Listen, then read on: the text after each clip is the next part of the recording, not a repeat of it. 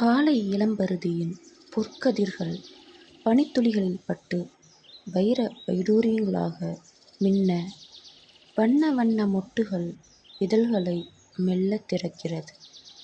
இரவெல்லாம் துயில் கொண்ட ஜோடிக்குருவிகள் ஒரு சேர கூட்டிலிருந்து எட்டி பார்க்கிறது.